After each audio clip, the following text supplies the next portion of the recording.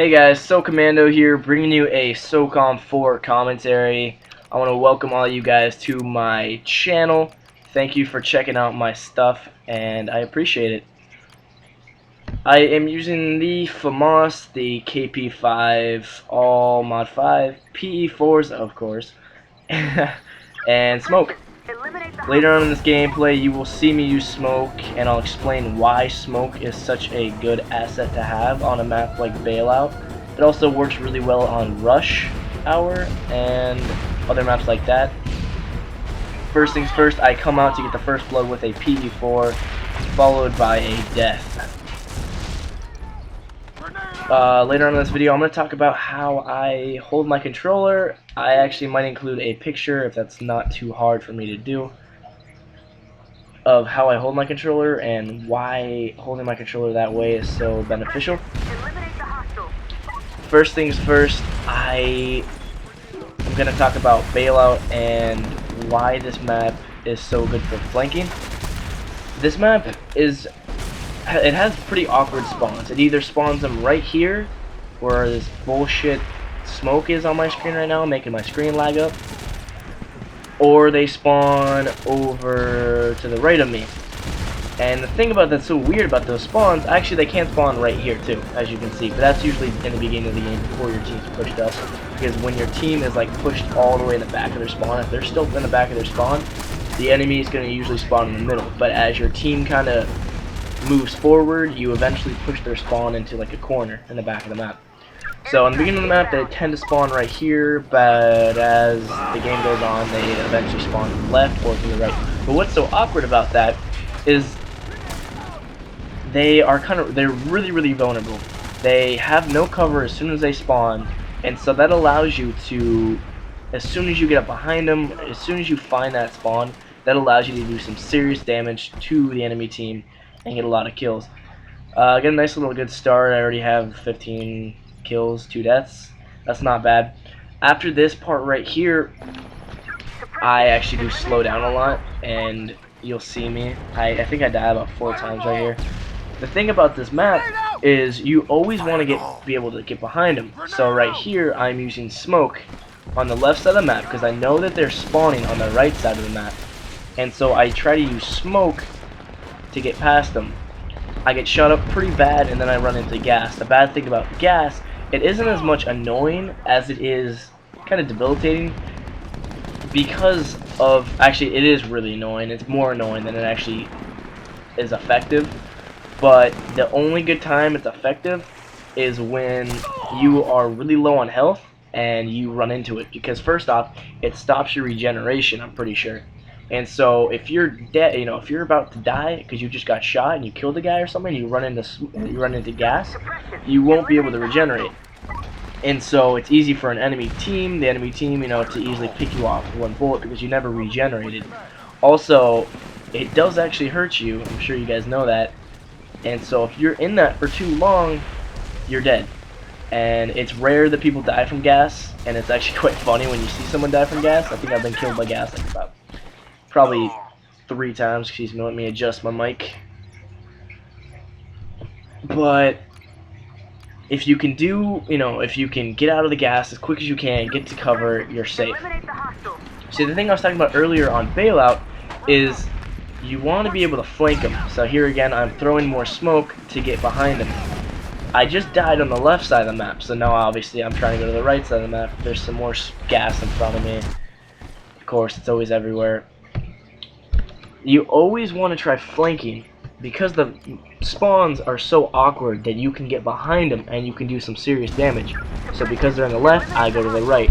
But it's not as hard, or excuse me, it's not as easy as it can sound, because of the fact that if the enemy is equally spread out through the map, and that is they're camping the left side, they're camping the right side spawns, that actually tends to happen a lot on Bailout. You always should be looking at those ramps in the back of the map, because people love to be assholes and they love to sit there on that ramp.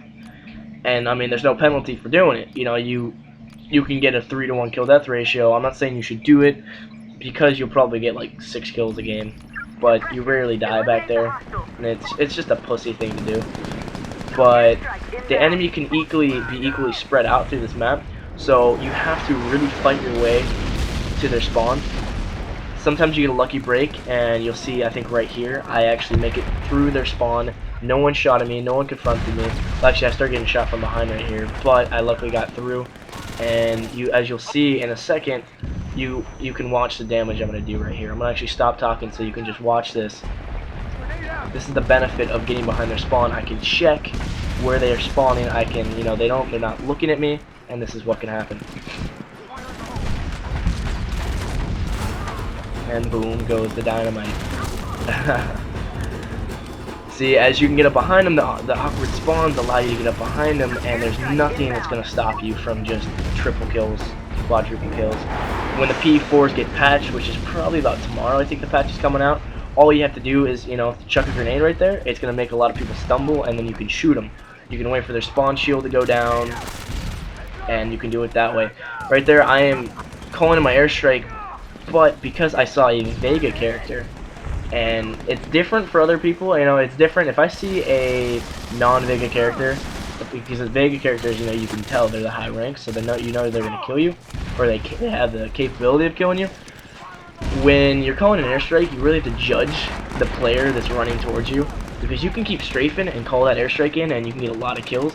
But always be aware, because sometimes, like, you'll see a Hackett character running right at you, and you're calling an airstrike, and you have 0.2 seconds left to, you know, finish it. And it is smart to keep, you know, just go through the whole thing, because chances are, people that play as a Hackett character usually aren't that great. And Hackett's, you know, Hackett's the big guy with the heavy armor and all that shit. They usually, you know, you just strafe and you miss them. But because that guy was Vega, I stopped it and killed him, and then called him an airstrike. And so here's where we're talking about those left and right spawns. They love to camp there, so you should always be checking those things out when you're playing Bailout. So, as you can see, I like to jump a lot, and I'm sure you guys have seen this, you know, in my other video. It allows you to, you know, quickly. First off, people don't expect it, so it gets your head above them where they're not aiming, and that's a little double right here. But how I can do that, and I was going to talk about this, is the way I hold my controller. A lot of people have been actually interested in the way I hold my controller. They've been asking me to tell you guys how I hold it. So I guess the easiest way I can explain it is you should pick up your controller and like follow along. Follow along, kids. Haha, that's gay. Shit, I'm sorry. So I got my middle fingers on my L1 and R1s. So my middle finger's on my L1s and R1s, and the first thing I know you guys are like, what the fuck? That doesn't make any sense. But why it makes sense is you can't throw grenades and shoot at the same time. Like, your character just can't do that. And so why devote two different fingers for L1 and L2, or R1 and R2? Why devote just two fingers, your pointer fingers and your middle fingers, for those 4 buttons, when you only need your left middle finger and your right middle finger to do both, you know, L2, you know, with all those buttons. So you got your middle fingers on your L1 and R1s. My thumbs are on my analog sticks. But the only thing that's different is I have my pointer fingers kind of resting between the X and the circle button. When I'm not really playing, it rests kind of above the triangle, kind of like where it says R right there. But when I'm playing, I like to keep it between the circle and the X.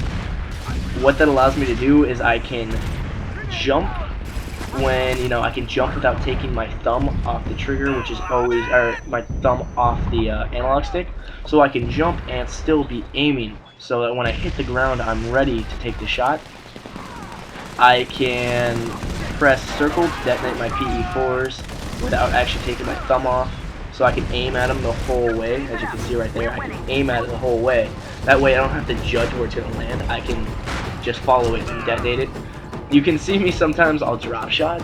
It's kind of funny. That's just kind of, I'm a COD player, and it's not that effective, so don't worry about, you know, seeing kids drop shot, because it's hard to do, and it makes you go slower. I mean, you can strafe and you can keep strafing, and it's going to help you a lot more than actually hitting the deck. And that's the one thing about first-person shooters, third-person shooters, any kind of shooter, is a lot of times you don't want to go prone, because when you go prone, that leaves the enemy an easy shot on you. And so don't worry about drop shots, but I still can do it in this game. It's kind of funny. I usually do it sometimes on the Vega characters, just to shits and giggles. Again, flanking up behind him. I have my left thumb on my left analog stick, but I also have my left pointer finger on my left analog stick. It's kind of, it doesn't really, it's not that advanced, like, it doesn't really help that much. It just takes the stress off my fingers, off just my thumb, and I can sprint a lot easier. The game's just wrapped up. I got the 624 points for the MVP. That's not bad. I want to thank you guys for coming out, searching, looking up on my channel. I'd appreciate it a lot if you subscribe. I'm going on vacation, so I will be gone for about a week or two. My leaderboard ranks will drop, but other than that, I will see you guys. Thank you for subscribing, and I'm out.